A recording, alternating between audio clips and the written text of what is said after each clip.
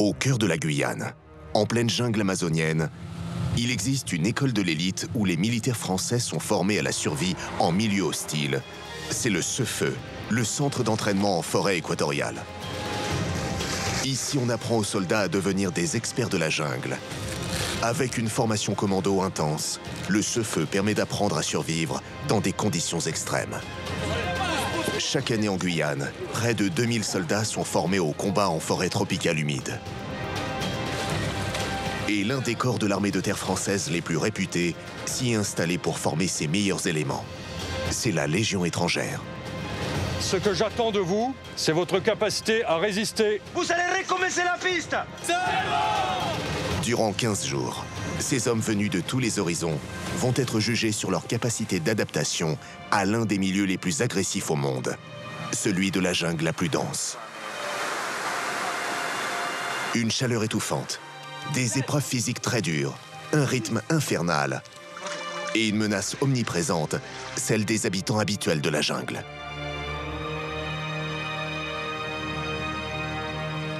Je me suis piqué par les guêpes comme ça, partout dans la tête 10, comme ça, bam, bam, bam. Il a des scorpions, il a des migales. La formation commando de survie en forêt équatoriale est l'une des plus dures de l'armée. Elle est ouverte à tous les régiments d'infanterie. Tous ceux qui sont là sont des volontaires. Ils sont tous attirés par ce milieu très difficile et veulent devenir des experts de la jungle. Lorsqu'il y aura des missions en pleine forêt, ils devront être aptes à survivre plusieurs jours en optimisant tout ce que la nature pourra leur offrir et sans aucune aide matérielle. 20 stagiaires s'y sont préparés, mais tous n'arriveront pas à la fin. Immersion dans l'enfer vert.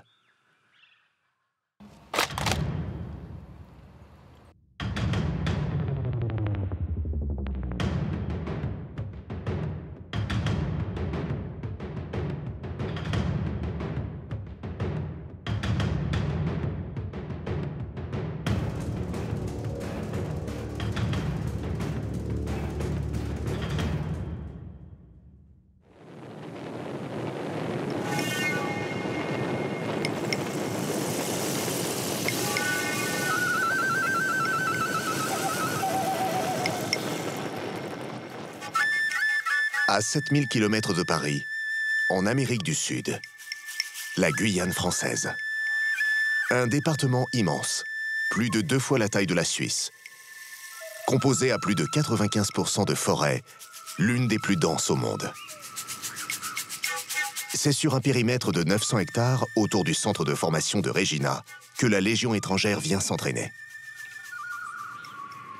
Les militaires y sont formés à survivre plusieurs semaines en forêt équatoriale. Ils vont apprendre à s'y déplacer durant de longues journées de marche, à y trouver leur nourriture ou à constituer des abris pour la nuit. Ils devront aussi être capables de franchir des rivières parcourues par de puissants courants et d'identifier animaux et insectes parfois mortels. Cette formation est essentielle pour l'armée lorsque les intérêts de la France exigent un déploiement dans des milieux aussi difficiles. La finalité, c'est le combat. Sans le CEFE, envoyer des hommes combattre en milieu équatorial serait très risqué. Les légionnaires vont devoir s'adapter à un milieu où tout est fait pour rendre la vie des hommes impossible. Végétation, climat, animaux, insectes.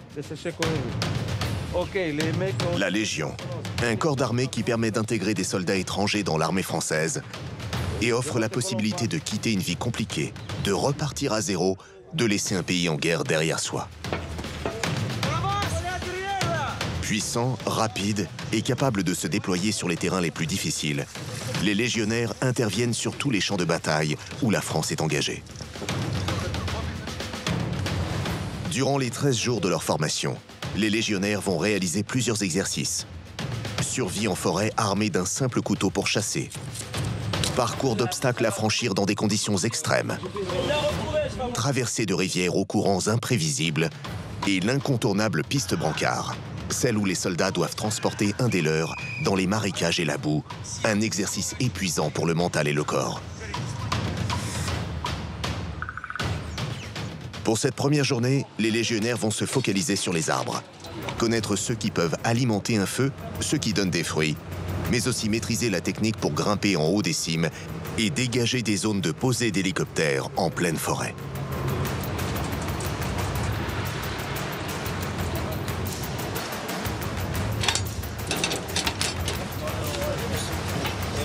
Après 30 minutes de route et une dizaine de marches, les 20 stagiaires ont rendez-vous avec leur instructeur spécialiste de la jungle. Ils forment des légionnaires depuis 5 ans au Cefeu. Ok, nous on est militaires. Grimper à l'arbre, ça nous sert plutôt pour le transmetteur. Ok, quand on arrive quelque part, on n'a pas de réseau, on est le transmetteur, on grimpe, on met l'antenne filière en haut, comme ça elle arrive à capter. Pour la Béga, nous soit pour les transmissions. Ensuite, si vous avez faim, vous avez des fruits dans les arbres, vous pouvez aussi y accéder pour aller chercher à bouffer. C'est bon jusque-là? Vous avez toujours des cordelettes avec vous. Vous avez votre fêtière, vous avez des cordes dans votre sac. Vous avez beaucoup de cordes avec vous. Ok, une assez costaud. Et vous allez venir prendre les 3/4 de l'arbre. Regardez bien. Vous voyez? Une fois que c'est fait, je viens faire un nœud plat. Un nœud plat, c'est bon? Vous vous rappelez du nœud plat? Oui. La cordelette jusqu'au talon. Ici, jusqu'au talon. La deuxième, pareil. Je viens, la boucle, elle reste devant. Et je viens me bloquer, comme ceci.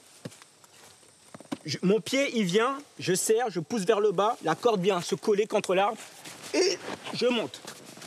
Il y a la technique, je pousse avec les bras, je grimpe, ou sinon je tiens et je lève les pieds, je grimpe. Mes cuisses, ils ne touchent pas l'arbre. Ce sont mes pieds qui bloquent. Quand vous descendez, vous frappez, vous lâchez. Pour Yuri et ses collègues, l'enjeu est clair. Celui qui ne fait pas sonner la cloche, fixée à 15 mètres du sol, ne déjeune pas. Il est où? Ah, ça va. Ah, je l'ai vu. Putain, c'est loin quand même. C'est en hauteur, hein? Ah, c'est qui mange pas aujourd'hui? Non, il est trop grand, je pense. Il est trop grand, resserrez-le.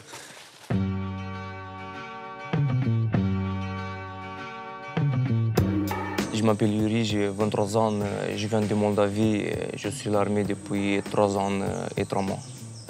Voilà, comme ça. Il faut connaître les arbres et les plantes, laquelle plante va être bonne pour faire un abri, pour ne pas passer la pluie ou pour que les arbres comme rouge, blanc, qu'elles brûlent plus et qu'ils brûlent plus vite ou plus doucement pour avoir passé la nuit. L'exercice est technique et demande une grande tonicité du corps. C'est essentiel pour cueillir des fruits jusqu'à 30 mètres en hauteur. Bon appétit! Allez-y, va le chercher. Assiette de fortune. De quoi? Des balisiers. Là, c'est pas difficile, mais il faut avoir un peu de technique. Vu qu'il n'y a pas d'entraînement pour ça, la première fois, on trouve un peu de difficultés. Mais après, c'est bon, dès que tu prends ton cadence, il faut envoyer, il ne faut pas relâcher. Dès qu'on va relâcher, on va tomber. Vous êtes content? Oui, je suis content parce que là, on va manger.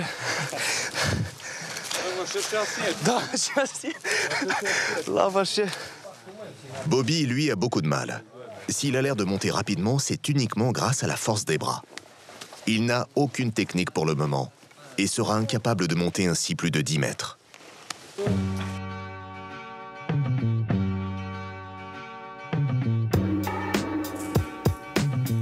Je m'appelle Bobby, j'ai 21 ans et je viens d'un régiment des forces spéciales. Il peut éventuellement arriver qu'on soit amené à venir dans ce genre de milieu-là. Bobby est un cas à part dans ce stage de la Légion.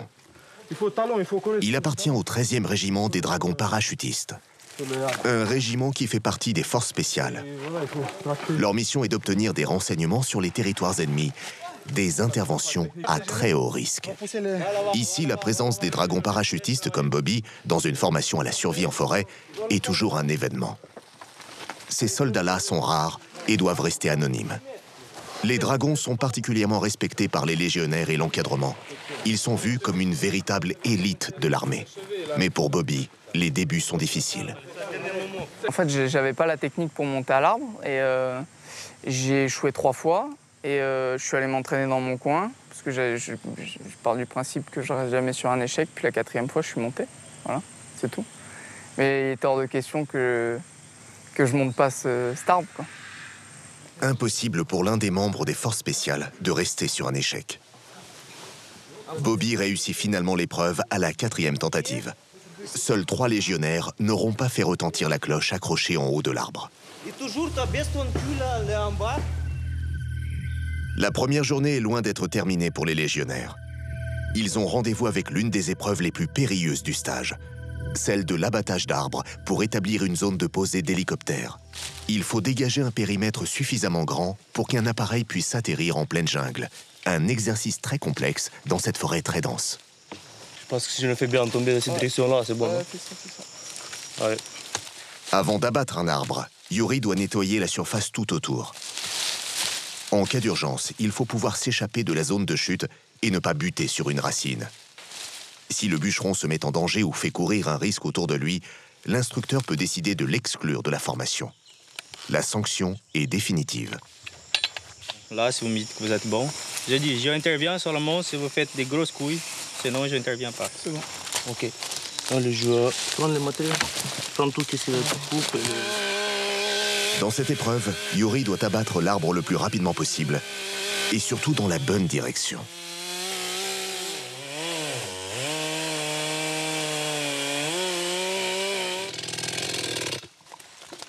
L'arbre n'est pas tombé et la lame s'est même bloquée.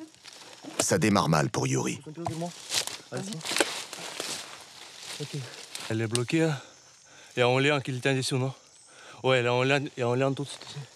Là, il faut que vous travaillez vite. Hein. Vous décidez vite qu'est-ce que vous voulez faire, parce qu'il y en a un délai pour l'hélico qui va arriver et c'est parti. Hein. Vous n'allez pas toute la journée pour faire abattre un arbre. Hein.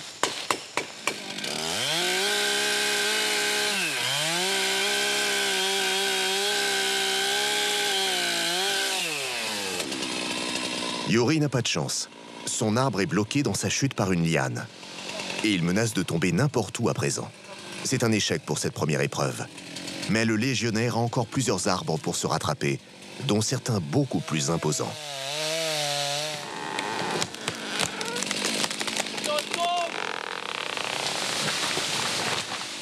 Ah, il a tombé, t'as vu? Abattre des arbres peut sembler discutable en termes environnementaux. Mais c'est un exercice indispensable dans la formation des légionnaires. Et c'est aussi une activité dangereuse. Les cours théoriques ne sont pas toujours assimilés et les points de chute deviennent aléatoires.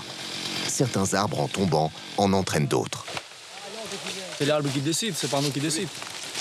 Voilà, normalement il devrait partir vers là-bas, il n'est pas parti, ben, il est parti vers ici. C'est comme ça. Un arbre qui choisit lui-même la direction où il va tomber, c'est l'inverse de ce qu'apprennent les formateurs.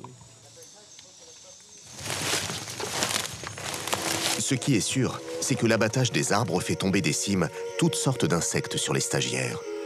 Comme cette chenille ultra urticante. L'effleurer avec la main et c'est une terrible brûlure qui s'étend sur tout le bras. Celles-ci d'ailleurs sont tout aussi dangereuses. D'autres, comme ce criquet géant, sont inoffensifs malgré leur taille démesurée. Il n'est pas dangereux, mais après il a des scorpions, il a des migales. En forêt, ce ne sont pas forcément les insectes les plus impressionnants qui sont les plus dangereux. Les abeilles noires font partie des plus redoutés. Ça pique et puis le problème c'est que ça attaque en essaim et du coup on peut avoir de multiples piqûres. Il y a énormément d'espèces qui nous piquent comme ça hein, en forêt. Elles sont là sous les feuilles à l'abri de la pluie. La dernière fois, je me suis piqué par les guêpes comme ça. Partout dans la tête, 10 comme ça, bam, bam, bam, bam, partout, putain. Je m'appelle Nicolas, j'ai 30 ans et je suis serbe. Ça c'est un stage, je pense qu'il était intéressant et ça me permet d'être à l'aise en forêt, d'être autonome en forêt. C'est les petites mouches, petites guêpes, c'est pas les jaguars et les anacondas qui chient. Waouh, regarde, il y a encore des mouches là, juste à côté. Ouais, une autre espèce là. Pour Nicolas et son binôme Ressus, l'épreuve du bûcheronnage va s'avérer être des plus compliquées. Leur instructeur les emmène dans une zone très dense où il est difficile de progresser. Les arbres gigantesques sont ici tous reliés entre eux par des lianes et des racines. L'effet domino quand un arbre tombe est un risque majeur pour la sécurité des stagiaires. Elle est bien droit aussi. La canopée, le point culminant où se regroupe le feuillage, empêche ici le soleil de percer. Il fait très sombre, ce qui rajoute à la difficulté d'établir un périmètre de sécurité autour de l'arbre à abattre. Le but étant de sectionner les lianes et les racines qui seraient accrochées entre elles. C'est multirisque. On est sur un tridimensionnel. On peut ça peut sortir de terre par les lianes, ça peut tomber des branches sur notre tête, et on peut se blesser aussi avec la machine qui, proprement dit, coupe, quoi. C'est très complexe en métropole, c'est encore plus complexe que les tropiques. Tu t'appliques bien sur le perçage. Tu ne fais pas ricocher comme tout à l'heure, là, hein. Tu ne perds pas le contrôle de la machine. J'aurais pas dû le voir, ça.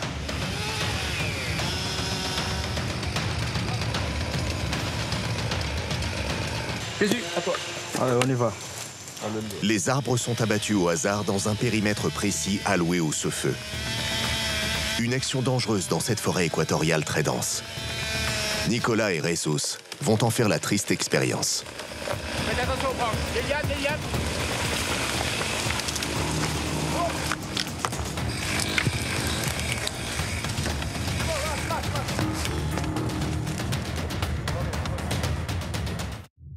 Les 21 militaires en opération de survie ont commencé par le tronçonnage des arbres.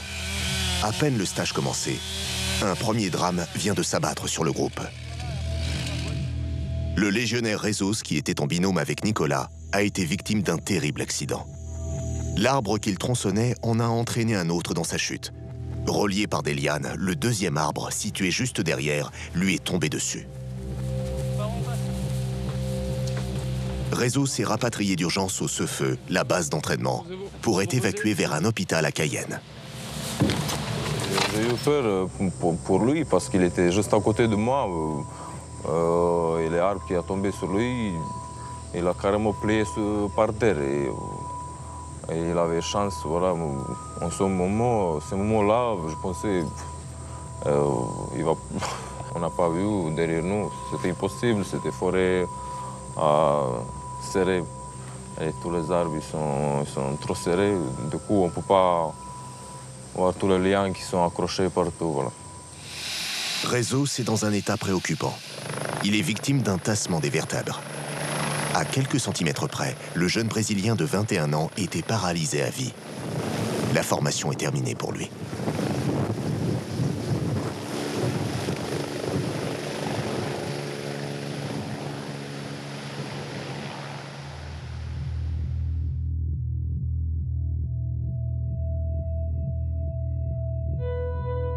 Pour cette deuxième journée, les légionnaires se rendent en pirogue à une trentaine de kilomètres de la base. Les visages portent les marques des événements de la veille. Mais il leur faudra rapidement les oublier, car il leur faudra réaliser aujourd'hui un parcours du combattant terriblement éprouvant. La piste Jaguar.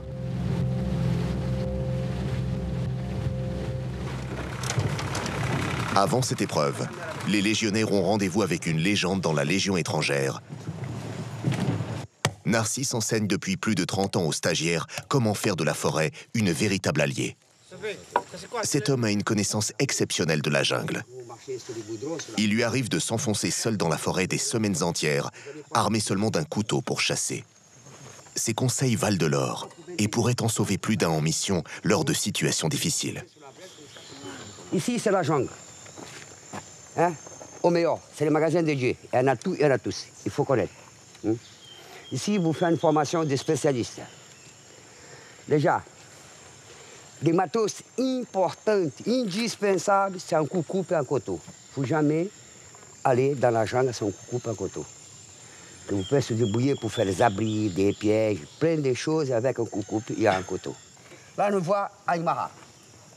Cet Aymara, c'était un adjudant qui chopait là, ici à la Prague. T'as vu? Ici à Matamouni, il y a des endroits, même sur la Prague, qui sont déjà attaqués les gens. C'est pourquoi? Parce qu'à tomber de la nuit, vous n'allez pas votre douche, vous allez mettre vos chaussures, ou votre botte, ou votre rangère des pieds, votre pied c'est blanc. Et dans la nuit, vous courez des risques d'une Aymaha vous attaquer. Hein? Regardez, ça c'est un petit terrain. Regarde, là, ça fait mal. Hein? Ça là, tu vas grimper les murs. Hein? Ça fait mal. Hein? Les légionnaires sont ici pour apprendre à reconnaître les poissons susceptibles d'être pêchés et à les cuisiner selon leur spécificité. Mais il faut couper, ça c'est la chia ici, il faut couper ici, il y a la chia ici. Nicolas, lui, s'est attaqué au caïman et à la technique pour l'embrocher avant de le cuire. Ouais, les peaux et les très solides. Tu peux pas enlever? Il y a 4-5 cas avec de l'eau chaude. Ce caïman, qui fait partie d'une espèce autorisée à la chasse, fera l'objet d'une dégustation par les légionnaires. Mais ce n'est pas pour tout de suite. Connaître les animaux que l'on peut chasser et à quel moment de la journée, repérer les poissons à capturer dans les cours d'eau, dénicher les insectes non venimeux et chargés de protéines, c'est une phase essentielle dans cette formation qui oblige à une très forte solidarité entre soldats. C'est bientôt l'heure d'un des moments forts de la formation du Sefeu, celui de la piste Jaguar et de ses épreuves mythiques. Traverser des marécages en rampant sous les barbelés, gravir des murs de 5 mètres de hauteur plantés dans la boue, hisser des troncs d'arbres de 200 kilos pour en faire des passerelles. La piste Jaguar est une référence absolue dans la formation en forêt équatoriale. Et pour l'affronter, les soldats s'échauffent durant 1 heure. Une préparation indispensable pour avoir des combattants affûtés et prêts à en découdre avec un parcours de l'extrême. Parmi les stagiaires, l'un des plus performants à ce stade de la formation, c'est Gérard.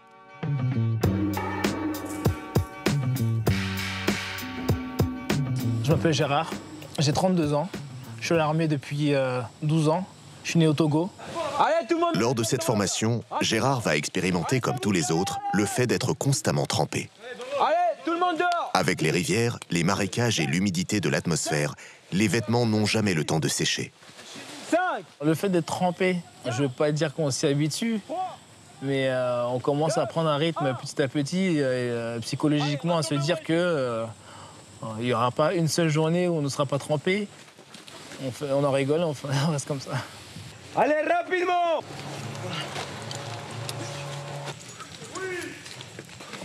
Allez, 10 secondes.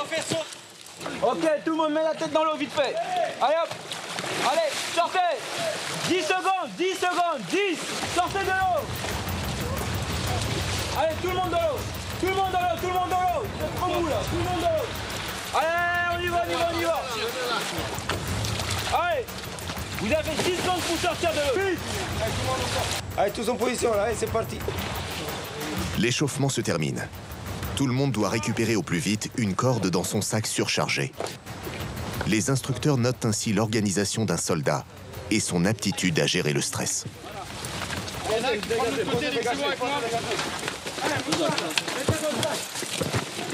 Piste Jaguar, durée maximum 5h30, même plus. Chaque obstacle que vous allez franchir, ok, il a une limite de temps. Si vous dépassez ces limites de temps, il a des pénalités. La piste Jaguar est constituée d'une dizaine d'épreuves. Les instructeurs chronomètrent toute la durée du parcours, mais aussi la conduite des légionnaires dans le groupe. L'attitude de celui qui est désigné comme meneur, ceux capables de prendre le relais du leadership, les simples suiveurs et ceux qui ont du mal à travailler en équipe. La piste Jaguar est ainsi révélatrice non seulement des capacités physiques, mais aussi du comportement de chaque stagiaire.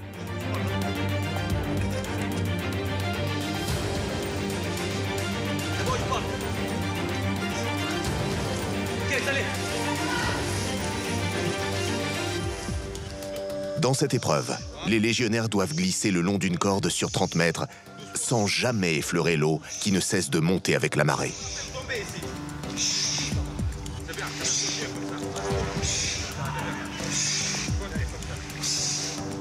Allez, jambe paix, jambe paix. Ok, pose la paix. Ok, attention, attention, attention. Attention, ta paix, touche pas les lots. Gérard parvient à passer l'épreuve en moins de 30 secondes. C'est l'un des meilleurs athlètes du groupe. Avec les jambes.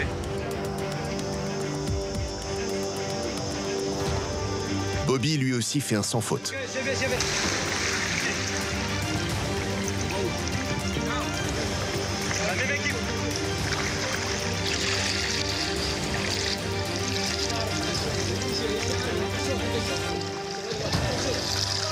Mur d'assaut, prochaine coupure verticale. Vous avez 45 minutes pour la franchir.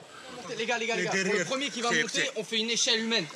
Une fois qu'il est là-haut... Quand j'arrive dans un groupe, je me positionne rarement tout de suite comme le mec qui donne des ordres à tout le monde, etc. Mais c'est le genre de choses qui, généralement, ça arrive au fur et à mesure des épreuves et au fur et à mesure des jours qui passent. Voilà, il y a un leadership qui s'installe dans chaque groupe et voilà, ça s'est fait naturellement, quoi.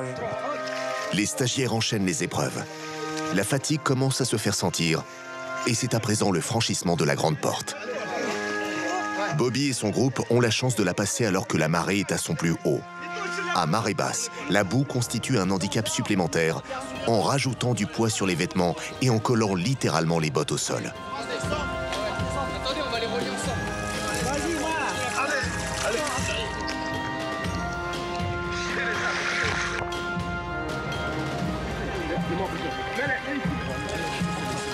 L'entraide pour parcourir la piste Jaguar est essentielle. C'est l'un des points clés du stage. Ici, les instructeurs cernent ceux qui ne font pas corps avec le groupe et qui ont du mal à faire entendre leur voix. Et ceux qui ont un sens irréprochable du devoir et une notion permanente d'entraide, un vrai esprit d'équipe. Mais lève-toi. Yuri est à présent face à une nouvelle porte, inclinée cette fois. Et on voit ici toute la cohésion du groupe et les sacrifices de certains pour réussir à faire grimper les autres. Allez. Avec la fatigue, les hommes ont de plus en plus de difficultés à trouver des solutions pour passer l'obstacle.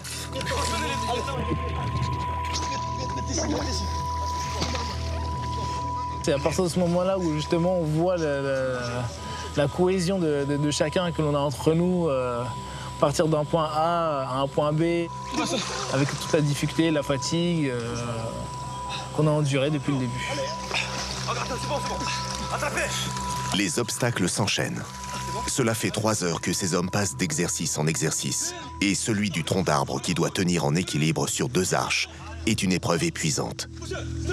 Il pèse à lui seul 200 kilos et doit être soulevé à bout de bras sur plus de 3 mètres de hauteur. Il doit ensuite être parfaitement positionné pour résister au poids des hommes qui passeront dessus. Tranquille, tranquille, les gars. Tranquille, tranquille. Tranquille. Doucement. Calme-toi, calme-toi. Fais attention, ton pied doit pas toucher le sol, mec. Calme-toi, calme-toi. Respire. Bascule. Hein? Tu couches le pied. Allez, je te change après. Doucement, devant. Après 4 heures d'épreuve, il reste un dernier exercice, celui des barbelés. Les légionnaires doivent ramper une trentaine de mètres dans la boue avec leur sac à dos de 30 kilos et leurs armes. Ils sont épuisés à ce moment-là. Oh, doucement, putain. Allez, en avant, en avant. En avant, putain, en avant, en avant. Qu'est-ce que tu donnes? C'est bon, t'as fait. Baisse, grimpe, ramping, avant. Mets-toi sur le dos après. Il connaît pas, qu'est-ce qu'il faut faire? Mets sur le dos et mets à côté. Serrez le maximum sur les côtés. Là, après, c'est nous deux, là. Oui, moi, je passe derrière. Baisse la tête en bas, là, putain. La marée descend progressivement. L'eau des marécages fait place à la boue, celle qui demande encore plus d'efforts pour s'en extirper.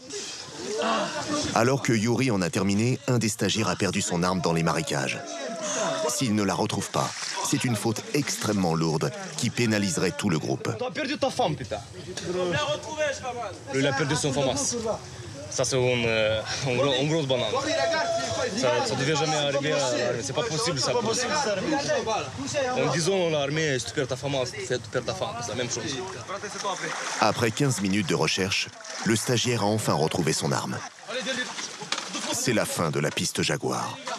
Le groupe a mis 4h30 pour la terminer. C'est le moment de relâcher le peu d'énergie qu'il leur reste. Aucun soldat n'a abandonné durant l'épreuve. Tous ont été solidaires du début à la fin. Les hommes vont pouvoir se reposer un peu avant la prochaine étape du lendemain, celle de leur aptitude à survivre seuls en forêt.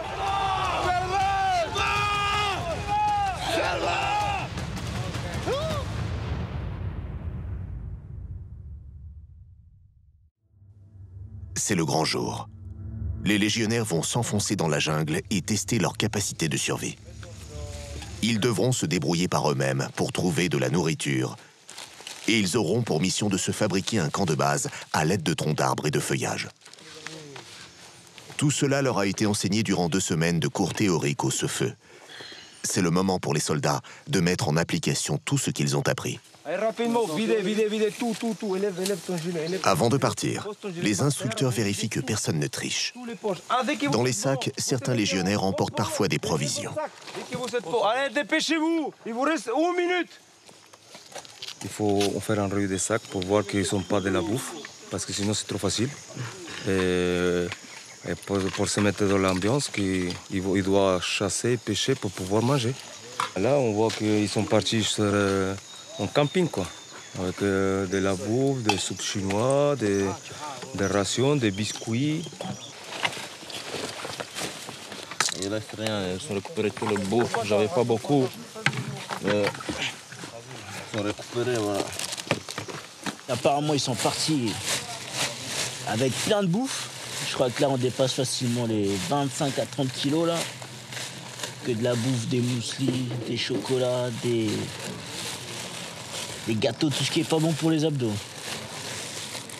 Et là, maintenant, ils se disent, bon, j'ai plus à bouffer. Donc, qu'est-ce que je vais faire? Je vais chasser, pêcher. Et là, quand ils vont y aller, ben, ils vont vraiment y aller. C'est le dernier départ depuis la base du Cefeu. Le trajet se fait en pirogue pour une traversée du fleuve qui va durer plus de 2 heures.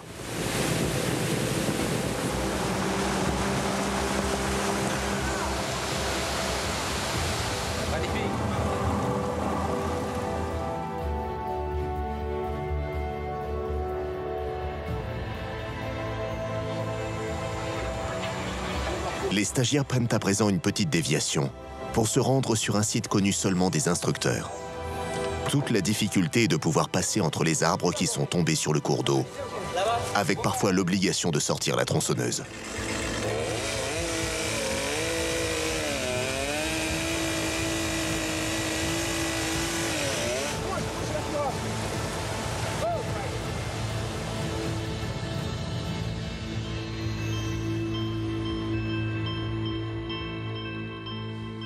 Les légionnaires sont enfin arrivés.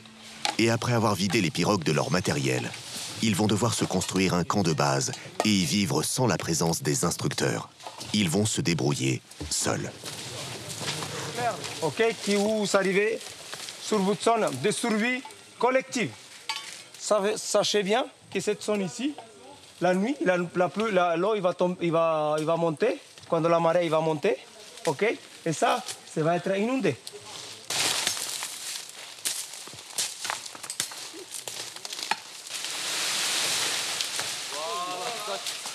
Là, on va essayer de faire, pour dormir, on va faire un lit avec le vassail. Parce qu'il est léger, ça coupe vite fait, il est gros, il est résistant, mais ça coupe vite fait. En fait, pour gagner du temps. C'est difficile de tomber les arbres ici, il y a trop d'arbres, il y a des lianes partout, ils sont accrochés, tous les arbres sont accrochés un sur l'autre avec des lianes et tout. Ils ne tombent pas les arbres. Les arbres vont servir à surélever les couchages et éviter aux hommes de dormir à même le sol. Entre les scorpions, les fourmis rouges et les milliers d'espèces non recensées mais potentiellement dangereuses, rehausser son espace de repos n'est pas un luxe. Pour pouvoir fournir les efforts nécessaires à la construction du camp, les soldats ont recours au cœur de palmier. En enlevant quelques couches, on peut se nourrir avec l'intérieur des tiges. Rempli de vitamine C et de minéraux, le cœur de palmier devient rapidement indispensable aux soldats quand il n'y a rien d'autre à se mettre sous la dent. On tombe les arbres juste pour ça. Là, j'ai mis un trait. Passe-moi aussi. Hein? Bon appétit, brat. Tiens. Oui, voilà, on va aller commencer au milieu. Non, marche pas sur les... Voilà. Non, mais c'est à prendre. Qui encore? Et encore? Ce qu'on a mangé aujourd'hui toute la journée. Bon. Un goût de rien. De carton, ouais, de carton, ouais. De carton mouillé, hein. Les gens, ils pensent qu'ici, on est au jungle, là, on est au survie, on peut manger tout, il y a des bananes, il y a tout, mais il n'y a rien ici dans la forêt. C'est juste ça, qu'est-ce qu'on peut manger. c'est amer. À 18 h, la nuit tombe déjà sur la Guyane.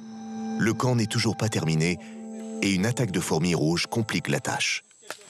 Leurs morsures sont douloureuses et elles sont des dizaines de milliers à avoir pris possession des lieux. Elles sont piquées maintenant. Oh là là là là là là.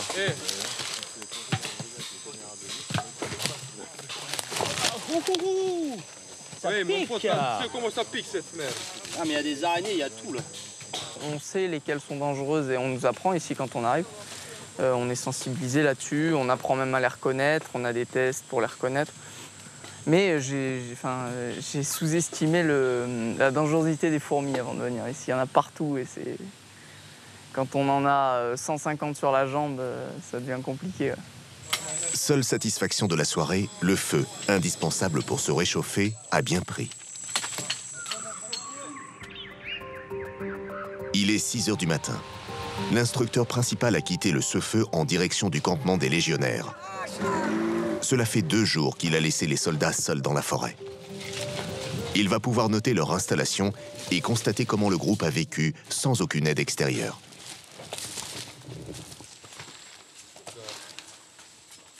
Bonjour les gars.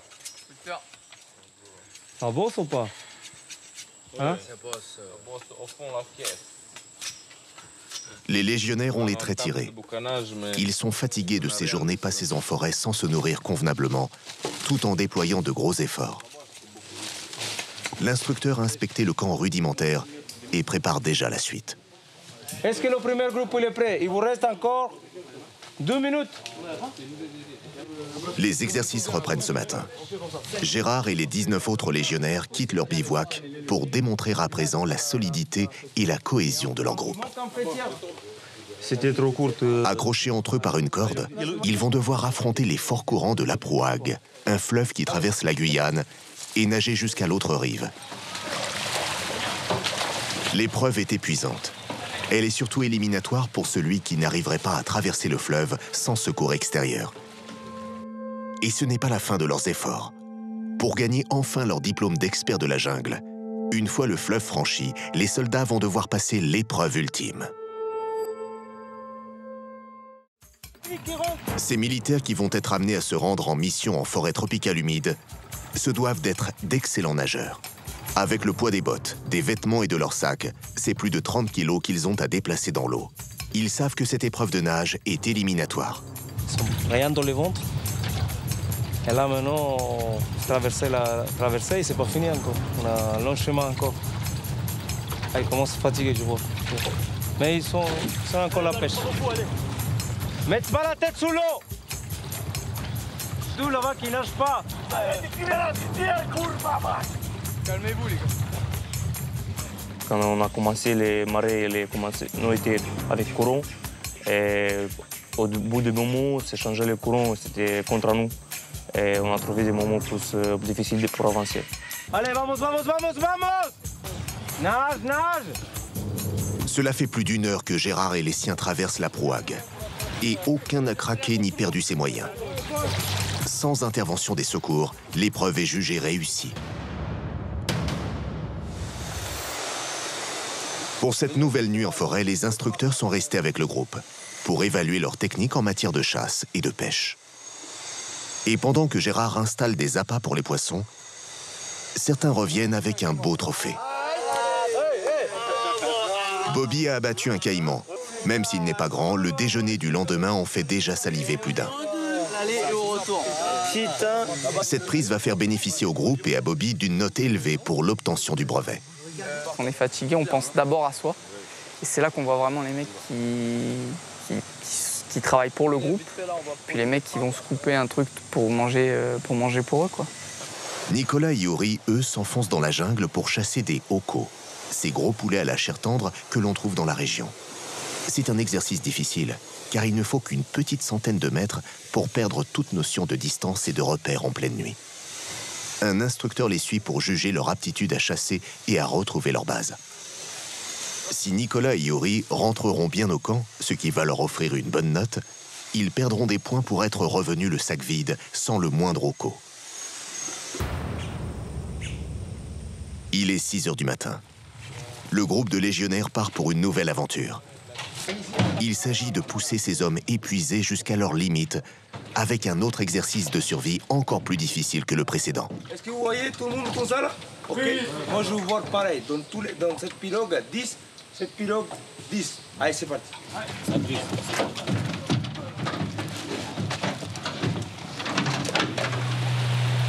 Et pour les éprouver encore un peu plus, l'instructeur va demander aux soldats de se coucher dans la pirogue afin de les désorienter. Après une trentaine de minutes en pirogue, les légionnaires sont littéralement lâchés dans la forêt avec un seul couteau et de quoi faire de l'eau potable grâce à un cachet purificateur. C'est l'épreuve de survie individuelle. Les hommes devront vivre seuls dans un petit périmètre d'une dizaine de mètres avec l'interdiction formelle de communiquer entre eux. En survie, oui, quand on est à plusieurs, effectivement, c'est beaucoup plus simple de travailler, beaucoup plus facile et plus appréciable dans le sens où on avance beaucoup plus rapidement. On a toujours un binôme à côté de nous pour nous aider à travailler, avec qui discuter, avec qui faire, entre guillemets, le bilan de la situation. Toi, à ta place, et on peut... Sans grande expérience, les soldats vont rester 2 nouvelles journées dans la jungle sans réussir à chasser ou à pêcher. Il faut dire qu'ils sont isolés sur cette épreuve. L'interdiction de s'entraider augmente la difficulté de l'exercice. Le cœur de palmier constituera l'essentiel de leur alimentation. Pourtant, aucun soldat ne va céder, surtout si près de la fin du stage. Au 13e jour, après cet entraînement à la survie individuelle dans la jungle, aucun soldat n'a abandonné la formation.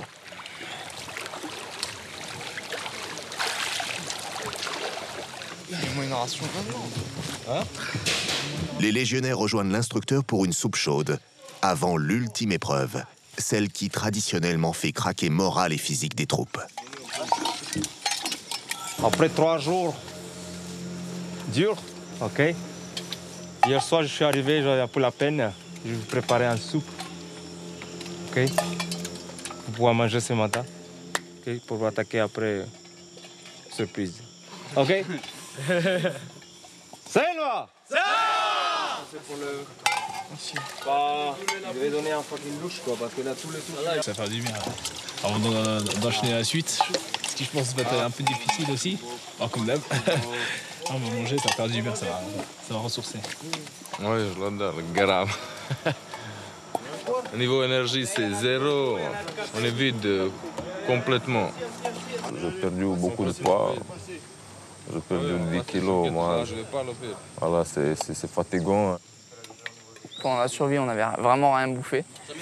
Et surtout, comme derrière, on enchaîne une piste, c'est fondamental de manger quelque chose. C'est pour ça d'ailleurs qu'ils nous donnent, hein, parce que l'effort qu'ils nous demandent après cette soupe-là, si on n'a pas mangé pendant 3 jours, je pense que la moitié du groupe, on tombe. Hein. Physiologiquement, c'est comme ça. Hein. C'est enfin l'heure de l'épreuve décisive, celle du brancardage. Un des hommes du groupe est ligoté sur un mât. Ses coéquipiers vont devoir le porter sur un sentier extrêmement difficile pour se déplacer à cause de la boue. À la manière des sables mouvants, elle peut rendre le moindre mouvement totalement impossible. Cette épreuve est révélatrice de l'esprit de groupe face à l'adversité. C'est aussi celle du dépassement de soi. Avec des sacs de 25 kg sur le dos et un homme de 90 kg à transporter dans la boue, c'est un vrai défi quand on n'a quasiment rien mangé depuis plus de 10 jours. La plupart des groupes mettent entre 2 et 3 heures pour venir à bout de ce parcours de 500 mètres seulement. Dès les premières minutes, le groupe progresse difficilement. L'eau qui leur arrive au bassin est pourtant un avantage à ce stade-là. Elle rend les mouvements encore fluides, à l'inverse de la boue. Mais il faut faire attention à garder la tête du soldat hors de l'eau. Est-ce que je dis poser le brancard? Vous allez recommencer la piste. L'instructeur garde constamment un œil sur le brancard et le soldat qui y est attaché.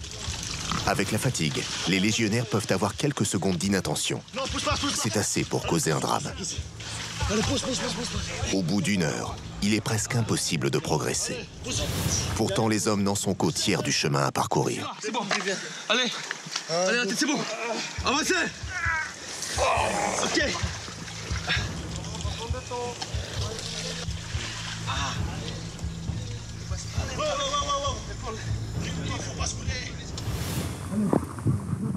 La boue fait que on s'embourbe, on s'enfonce.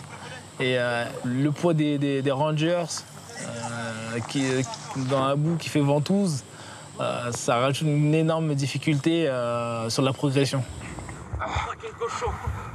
Je ne sais pas c'est quel type de boue, c'est quoi c'est dedans, mais on entre dedans et on ne peut pas bouger. Ça. En plus, avec des sacs à dos pleins de boue, tous les poches ils sont pleins de boue, tout ça, ça pèse beaucoup de poids.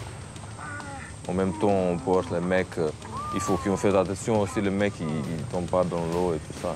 C'est vraiment très difficile, les pistes. Allez, on y va. Vamos, vamos, vamos, c'est ça que je veux.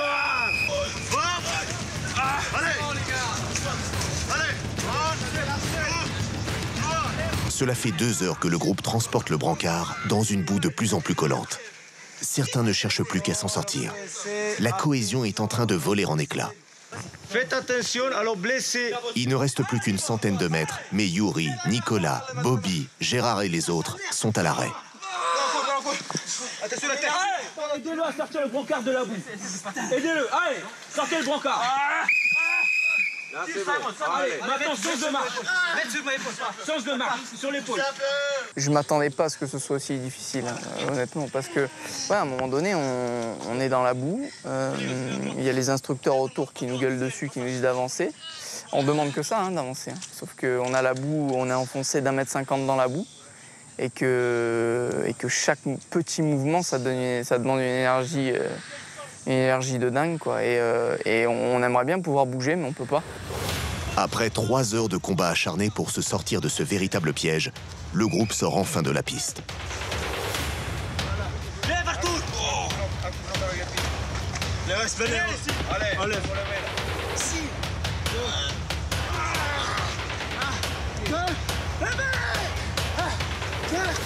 Ok, maintenant, toi, tu vas gueuler Viva et vous, Christensen, va 3 fois. Allez, c'est parti. Viva!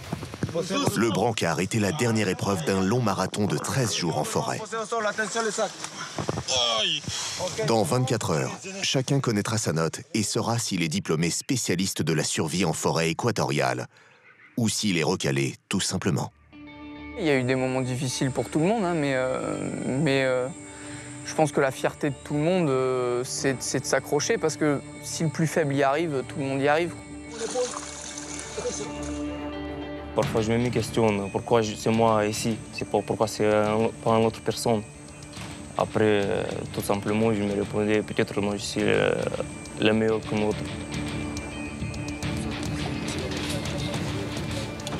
Voir plusieurs nationalités différentes qui communiquent entre elles et qui arrivent justement à se comprendre malgré le langage, c'est assez exceptionnel. Et au final, c'est ce qui fait, je pense aussi, la richesse de la Légion.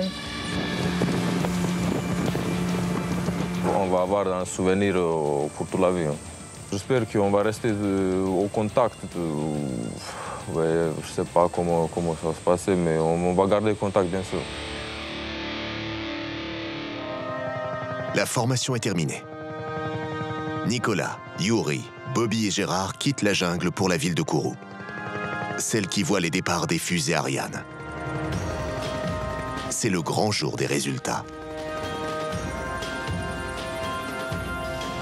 Les militaires sont reçus pour un instant solennel où les évaluations de chacun seront annoncées.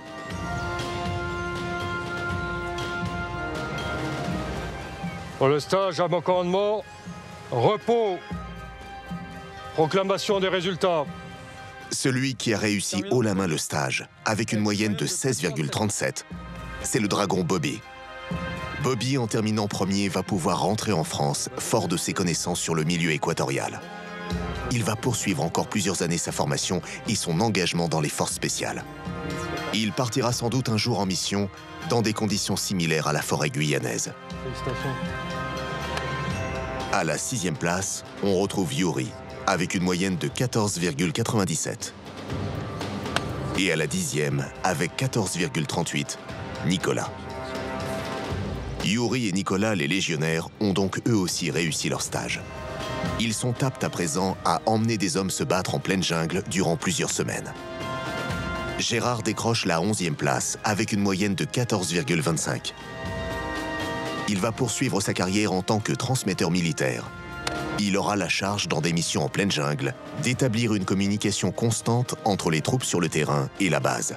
Son apprentissage au sein du Cefeu lui sera d'une grande aide pour évoluer dans la forêt. Bien, je tenais à vous féliciter tous. Ce n'est pas juste un brevet de connaissance de la forêt. La finalité, c'est le combat. Vous êtes tous des combattants. J'attends de vous que vous duriez plus longtemps que l'adversaire, que vous soyez capable de souffrir plus longtemps que l'adversaire.